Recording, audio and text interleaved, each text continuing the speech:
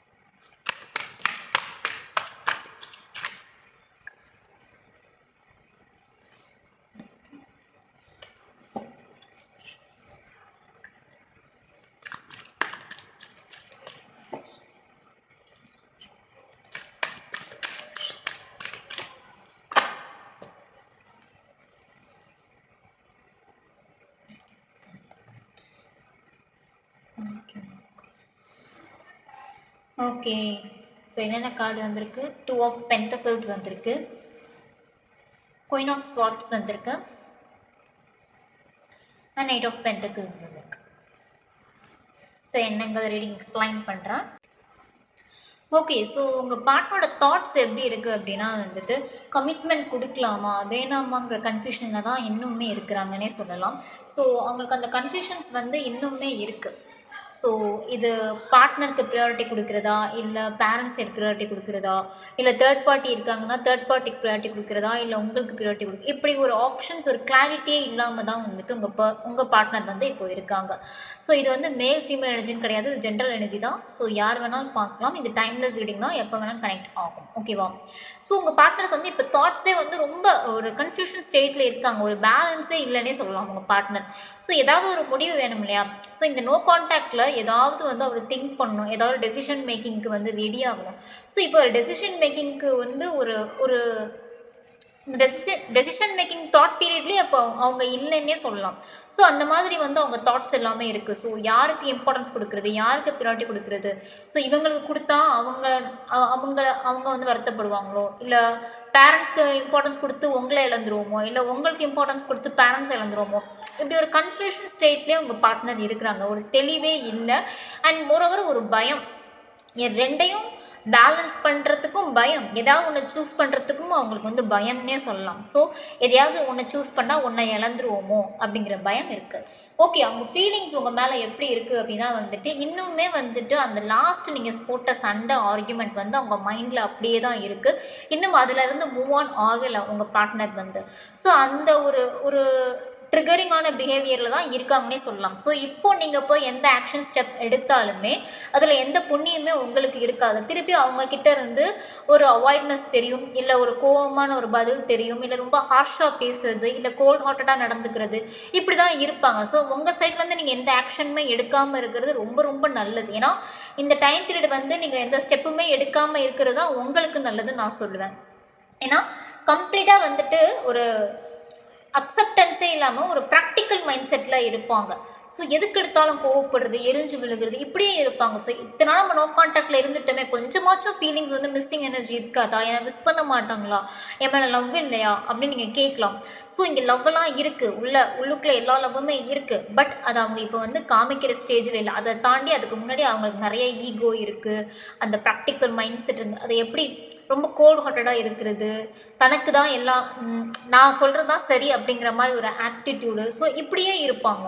So இப்படி தான் அவங்க ஃபீலிங்ஸ் இருக்கிறதுனால நீங்கள் இப்போ போய் ஒரு மெசேஜோ ஒரு காலோ பண்ணாலுமே அது தப்பாக தான் உங்களுக்கு முடியும்.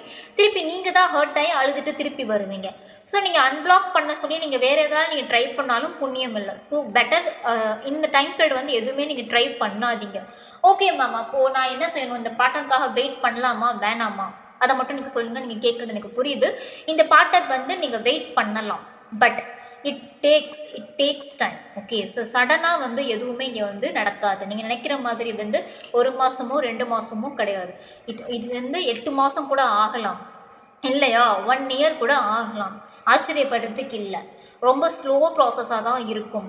ஆனால் நீங்கள் வந்துட்டு எந்த அளவுக்கு வந்துட்டு அந்த அந்த ரிலேஷன்ஷிப்பை வந்துட்டு ஹார்ட் ஒர்க் பண்ணி அதை நீங்கள் ஸ்டெபிளாக கொண்டு போகிறீங்களோ அதை பொறுத்து வந்து உங்களுக்கான ரிசல்ட் வந்து கண்டிப்பாக ஃப்யூச்சரில் இருக்கும். ஸோ அப்போ நீங்கள் நீங்கள் வந்துட்டு எஃபோர்ட் போட சொல்கிறீங்க, அப்போ நான் போய் கால் பண்ணுவா மெசேஜ் பண்ணுவான்னு கேட்டிங்கன்னா கிடையாது. நீங்கள் அதுக்கு பதிலாக நீங்கள் வேணும்னா மேனிஃபெஸ்டிங் வந்து ட்ரை பண்ணலாம். ஸோ யூனிவர்ஸ் கிட்ட மேனிஃபெஸ்ட் பண்ணுங்கள், எனக்கு என் பார்ட்னர் வந்து என் கூட பேசணும், என்ன அவங்க ப்ரையாரிட்டி பண்ணணும், அண்ட் மோர் ஓவர் அவங்களுக்கு வந்து என்னை பற்றின திங்கிங் வரணும், என் கூட வந்து அவங்க பழைய மாதிரி வந்து பேசணும், இருக்கணும், என்னை வந்து பார்க்கணும். ஸோ இந்த மாதிரி விஷயங்களை வந்து மேனிஃபெஸ்ட் பண்ணுங்கள். ஸோ நீங்கள் எவ்வளோக்கு எவ்வளோ மேனிஃபெஸ்ட் பண்ணுறீங்களோ அவ்வளோக்கெவ்வளோ 100% ரிசல்ட் வந்து உங்களுக்கு கட்டாயம் வரும். அண்ட் மோர் ஓவர் இந்த டைம் பீரியடில் நீங்கள் எந்த ஒரு எஃபோர்ட் போட சொல்லிட்டேன் அப்படிங்கிறதுக்காக நீங்கள் போயிட்டு அவங்கக்கிட்ட போய் மெசேஜோ காலோ ட்ரை பண்ணாதீங்க. அவங்க சைட்லேருந்து ஏதாவது வந்தால் அந்த டைம் பீரியடை வந்து கோல்டன் டைம் பீரியடாக யூஸ் பண்ணிக்கோங்க. ஸோ அதில் வந்து சண்டை போடாமல் அந்த டைம் பீரியடில் நீங்கள் எவ்வளோ வந்து இந்த பர்சன் மேலே லவ் வச்சுருக்கீங்கிறத எக்ஸ்ப்ரெஸ் பண்ணுங்கள். ஓகேவா? ஸோ அது மட்டும்தான் உங்கள் ரிலேஷன்ஷிப்பை பேலன்ஸ் பண்ணும். அண்ட் இந்த பர்சனுக்காக நீங்கள் வெயிட் பண்ணலாம், ஆனால் 8 மாதத்துக்கு மேலாகும், இல்லை 1 இயர் கூட ஆகலாம்.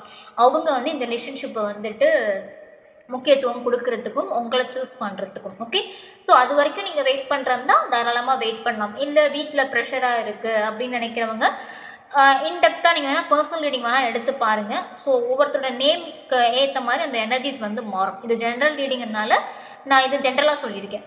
ஸோ இன்னும் இன்டெப்த்தாக நீங்கள் தெரிஞ்சுக்கும் போது நிறைய விஷயங்கள் தெரிஞ்சுப்பீங்க. கம்ப்ளீட்டாக எத்தனை மாதம் நான் இருக்கலாம், எத்தனை நாள் வந்து நான் வெயிட் பண்ணலாம், ரிலேஷன்ஷிப்புக்கு பாசிபிலிட்டிஸ் இருக்கா இல்லையா அப்படிங்கிறது வந்து நம்ம வந்து ஃப்யூச்சரில் வந்து தெரிஞ்சுக்க முடியும்.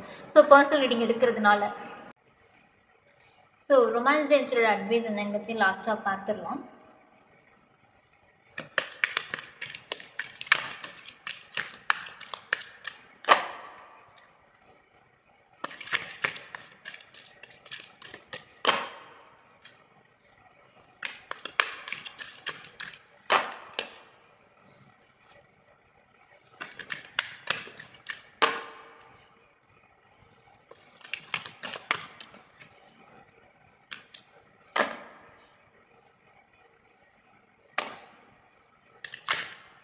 ஓகே,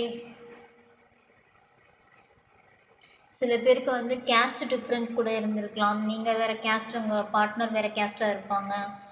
அண்டு யா என்னென்ன மெசேஜஸ்ன்னு பார்க்கலாம்.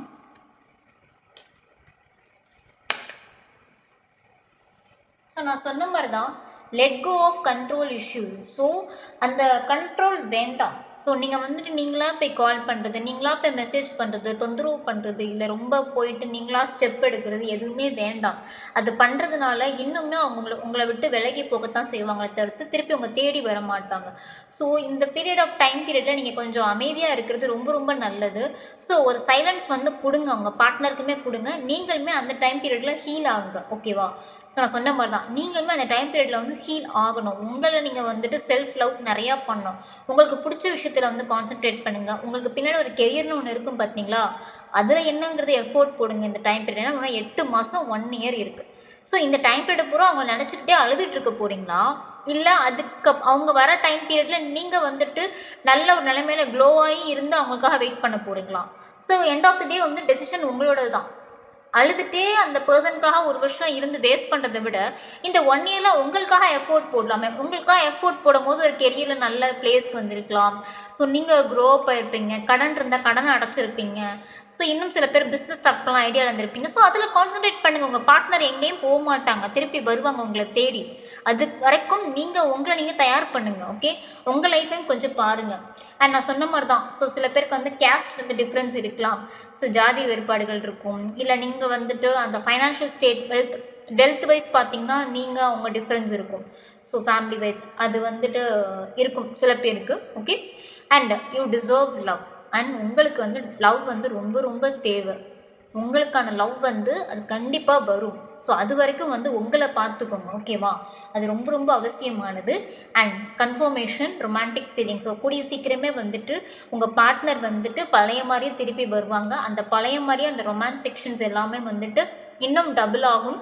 உங்கள் மேலே பாசம் அது எல்லாமே நல்ல ஒரு இந்த லவ்வே வந்துட்டு பார்த்திங்கன்னா வந்துட்டு ஒரு ரீபாண்ட் ஆனால் எப்படி இருக்கும். ஸோ இதனால வந்துட்டு நிறைய சண்டை சச்சரவு ஒரு டாக்ஸிசிட்டியை ஃபேஸ் பண்ணி வந்திருப்பீங்க. பட் இந்த லவ்வே வந்துட்டு ஒரு டிஃப்ரெண்ட் பெர்ஸ்பெக்டிவில் ஒரு புதுவிதமான லவ்வாக நியூ லவ்வாக உங்களுக்கு இருந்தால் எப்படி இருக்கும். ஸோ அந்த மாதிரி தான் வந்து இந்த லவ் வந்து உங்களுக்கு திருப்பி வரும்போது கிடைக்கும். ஓகேவா, ஸோ திருப்பி வரும்போது அந்த பார்ட்னர் வந்து உங்களுக்கு வந்துட்டு ரொம்ப ரொம்ப அதாவது நீங்கள் டிசர்வ் பண்ணுறமான லவ்வை வந்து கொடுக்கறதுக்கு வருவாங்க. ஸோ நீங்கள் ஆசைப்படுற மாதிரி விஷயங்கள் நீங்கள் எப்படி ஆசைப்படுறீங்களோ அது மாதிரி அவங்க பார்ட்னரும் நடந்துப்பாங்க. நீங்களே ஆச்சரியப்படுவீங்க, இதெல்லாம் கேட்டுதானே கெஞ்சி நான் அழுதேன் அப்படிங்கிற அளவுக்கு நீங்கள் அந்த ஸ்டேஜுக்கு போன விஷயங்கள் எல்லாமே உங்களுக்கு திருப்பி கிடைக்கும், திருப்பி தேடி வரும். பட் அந்த டைம் பீரியட் வந்து நீங்கள் வேஸ்ட் பண்ணக்கூடாது. அழுது உடம்பை கெடுத்துக்கக்கூடாது. ரொம்ப சோகமாக இருக்கிறது, ஸ்ட்ரெஸ்ஸாக இருக்கிறது, எந்த வேலையிலுமே ஈடுபாடு இல்லாமல் இருக்கிறது, இன்ட்ரெஸ்ட் இல்லாமல் இருக்கிறதுலாம் வேண்டாம்.